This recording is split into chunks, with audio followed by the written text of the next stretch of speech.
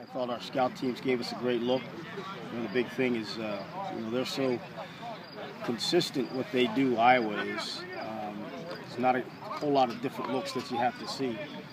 So we just got to make sure that we don't make mistakes, and we have to make some plays, more plays at the end of the day than Iowa does. That's what it's going to come down to. You got Jelani back today. But second day, Russell didn't practice full go? Yeah, we know where he is. He's still a little bit gimpy, but we're still a couple days out. He should be fine by Saturday. We're not concerned about that. Is he one of those guys kind of like Sean was early in the season where if he doesn't get reps in practice, you're still okay with him because of the experience that he has? Well, I think you can't put him out there in a situation where you can potentially hurt himself.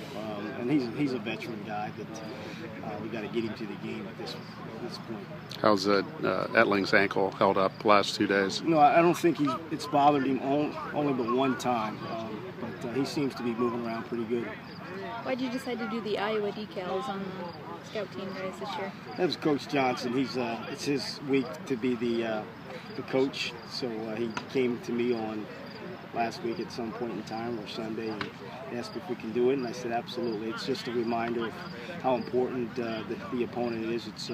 We got a lot of respect for Iowa and the things that they do and have done, so it's just a reminder to our guys how good we have to be on Saturdays. So not a weekly thing then? You won't have Illinois on next week? Not necessarily. No, all depends on that position coach that runs the meetings that week. Why has Iowa been a good run defense? I think they're 16th or 17th in the country, because when you talk about them being primarily coverage and they'll take their linebackers away, then how do they stop the run?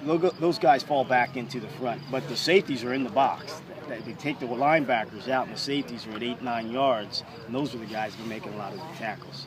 They had to replace their 3 linebackers from last year, and just in the first 4 games, what have you seen out of the new group? You can see them getting better. You can see they were young early in the season, but they're starting to see things better and start to run through open doors and make plays for negative gains.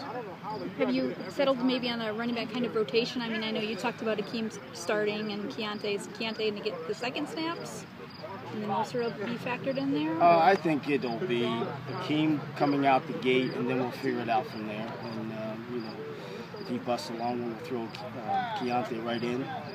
But there's no rotation as of today on Wednesday. But Keontae just offers you something different, just from the way he runs and how low he runs. He's a lot quicker than you think he is. He's quick, and he sees things really well, and then he's really powerful.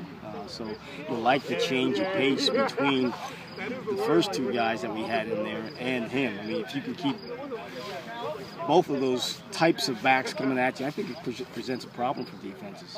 You're doing our captain's breakfast this weekend. Can you just tell us a little bit about that? Yeah, we invited all the former captains back, and we're going to have them in on Friday night and have them give us a kind of a little where they are, what they've been doing, and when they played here.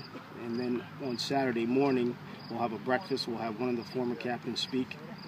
We'll have one of our current captains speak, and then we'll have actually another captain speak at the 211 session. So we like to get those guys involved. Do you have about how many are coming back? Right now it's 32 on the list.